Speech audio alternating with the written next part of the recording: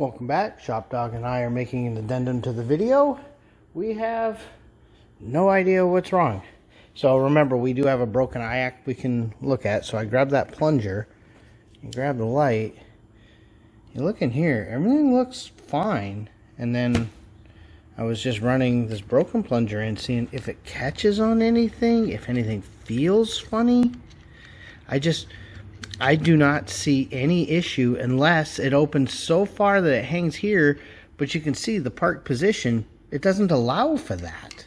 So I don't think it's a physical throttle body itself issue here. Let me try to get you better lighting so you can see right in there. I mean, it looks pretty nice, you know. Obviously it gets a little close to that edge, but it should still seal up pretty good.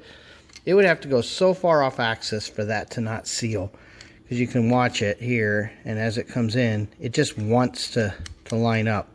And remembering, these aren't 100% seal anyway. You're still going to feel a little bit there, but not enough for me to put my finger over it and kill it. And of course, that comes from this location here, which on our intake, oh, I got something smeared there, is literally right here. So, you know, no big deal there. Also, yeah, it was fun to get that out. So I'm not sure. I guess I'll start doing some wiring integrity checks. Okay, little update. Got that back in. The little gaskets here, when I check the register on them, they don't fit all that great. I wonder if we're literally dealing with air was bypassing around this at a certain temperature as things expanded. So I went to a different O-ring that definitely fits a little snugger, and that's kind of where I'm at. So I'm gonna get this cleaned up and put it back in. I did the recenter of the secondaries. I've seen a lot of forum posts on that. Danny Cabral brings that up. I think it's got more than enough force to close, so I'm not gonna tighten the spring. I don't think it needs it. So yeah, what a day. I didn't have any of this weird PCV valve, so I cleaned it and cleaned it and cleaned it and cleaned it, and all kinds of nasty goop came out, you know, all this little particulate. So it seems to work a lot better. Just in case that's the hold up, we've done that O-ring. I did change the base gasket just because I have some, and just in case. We've got number 2 routed all the way to the back just to make sure that's not it. So everything's hooked back up. I'm not gonna zip tie or dress anything yet. I just put the battery back on.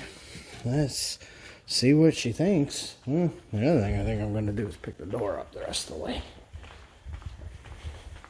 It's, again, another lovely day.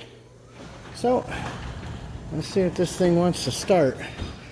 I've already decided that this is actually just a separate video from yesterday's. I know the one from yesterday is going to be 100 years long. Okay. Probably want to cycle the fuel a couple times, because we did have all that off. So cycle it again. Okay, and well, start it right up. That's always good. So it's got lots of IAC right now. Let's come out here. Well, you'll notice there's no yellow jar. For now, I just took a vacuum fitting and a piece of 5/16. We're gonna find a nice brass fitting and do that nicer, but that'll work for now. Just tired of that jar. So, well, it started right up. That's always good. And that was a nice cold start from yesterday. So it's gonna take a few minutes. They don't have it set where I want it. They have it set on our direction, and I don't care about our direction. That's what I care about. See, 66, 67 degrees. Gonna let this run for a little bit and just listen. So, okay. Okay, just a second ago it went zoom and jumped up a little bit. So I've got the camera on just in case it does it again, because I was in the other room. But the idle shot up, which was really strange. So I'm wiggling wires, and that's not really changing nothing. Okay. Yeah, that was weird. because I'm in the other room. It's just warming up. It's in the 145 range, and it jumped up. So, yeah, I want to catch this, but I also don't want to sit and record for 3 hours hoping to catch it. That could also just be something I've got set up as a trigger as well. I'm not certain. But, you know, AFRs look good. Voltage looks good. Let's see what else we can read here. The map is 40 kilopascals. I'm pretty sure that's pretty typical for, you know, 100 feet above sea level. IAC's at 26. Throttle position is closed. So, yeah, I'm not sure what we can do at this point. We're just going to keep waiting. Oh, yeah, and the intake air is 60 degrees, and that's about what it is in here, you know. It's actually a little warmer than that, but, you know, it is what it is. Not sure where that sensor is on this one. I think it's built in. On the Terminator, you can unplug it. So, yeah, it's kind of where we're at. Let's see if that happens again. Okay, it's still sitting here idling. You know, just doing its thing. And off camera, I happened to touch the throttle body, and this thing is ice cold. So, yeah, that's why that happens. ShopDog's like, hey, don't cover that hole. All right, we're approaching 180 degrees. We're in the ballpark of where it's happened in the past. So, just kind of waiting. Throttle body is still very cold, you know, between the air rushing through it and the cold fuel. Yeah, it's chilly, so that sensor makes sense. We've still got readings that all make sense at this stage. Engine's hot. I know the thermostat just opened. I bet if I grab the hose, yeah, she's warm. So, it's funny. It takes a little longer for her to idle up. But just in case it does that, I'm going to run the camera for a few minutes. Once again, you know, everything looks good. So if I come back in just a minute and the idle is really high and the IAC says it's 0, I'm going to put the camera on so that I can show you what's happening. At this point, the IAC is hanging at 25. We're at 650 idle, exactly what we're expecting. Actually, it came back down 176 degrees. Just nothing wrong here. So, okay. It's been about another 5-10 minutes, and hanging temp hasn't done it yet. So, I'll report back. Okay, it sounds like the idle is a little higher than it was. So let me bring the car down. I got bored, so I've been doing something else. So we just got the front end up on jacks. So I'll bring her down. The idle sure sounds like it's up just a little bit. So I want to check our temp, our IAC setting, all the good stuff. So let's see what we got here. When she went up, she was still hanging in the 180s. And we still kind of are. IAC is 0 now. But is it? I can't quite reach. Let me bring her down a little more. Nope. Yeah. Gonna need a ladder. I just remembered. I just picked the car up. So, we say we're at 0. And this isn't a giant rush. But you can see, we're obviously not at 0. If we were at 0, that wouldn't do anything. So, I can kill the engine. So now suddenly the IAC claims to be at 0. I wonder if I can look down in there and see. I don't think you guys will be able to see it, but I'm going to take a peek down and see if I can actually see that pintle. Okay, I don't know if you guys can see down in there, but I can see the pintle. So I hope you guys can see it too. I can see it.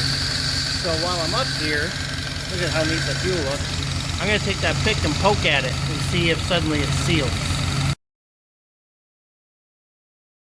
Now, I can kill it and then go and restart it.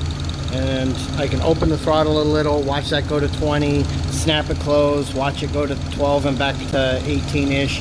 I can see it moving, I don't know that it's working correctly, but I can see it moving. So it's being told to do stuff. I just can't correlate looking down that little hole whether it's completely sealed the way it should be. You know, there's something strange going on in the state of Denmark here. So, well, we'll keep looking. All right, another interesting tidbit. I opened the throttle and then restarted it so that TPS was 0. Got an IAC of 4. When I put my finger here, I get very little to no control. In fact, I barely can control the idle speed. So right now, it is sealing and working correctly. When it's doing it, it says it's at 0, but that might as well be wide open. So, it's a weird one. On the brake, I got some peculiar results here. I'm looking at it. I've never seen a pad hanging over like that. Then you look, it's not riding the slide correctly. So, yeah, it's not even riding the slide pin. Not sure what's going on here. I know it's an aftermarket kit. I'm pretty sure it came from Master Power. I'm just wondering why that pad is riding so high and inconsistent. It's not something I've ever noticed before. I also noticed that if I want to check these bolts, I gotta actually pull the whole axle off here. You know, pop the dust cap, yank that. Get the rotor off, get the caliper off, get the bracket, check that. But I'm super curious about that. That's not something I'm used to seeing. Hopefully, it's not that way on this side as well. It's hard to really see in here. But let me see. No, that one is also not riding the pen. So, wonder what's supposed to keep those guys captive. Guess I'll look into that a little further. Guess what I just noticed is missing. Where's that little clip that goes in there? Somebody didn't put that in there. That's a bummer. Yeah, we've all fought that little clip to go inside. That's what holds that down. I had to think about that for a minute. That's missing. And before I'm done for today, another thing I want to do is just kind of see how much movement is there here. Oh, the whole axle moves. That's great. So that's lovely. Yeah, so looks like we're doing, in fact, look at that thing. Looks like we're doing some ball joints. We already knew we were doing control arm bushings at some point. Don't know what the lowers look like here. I'm gonna guess that they also need gone over.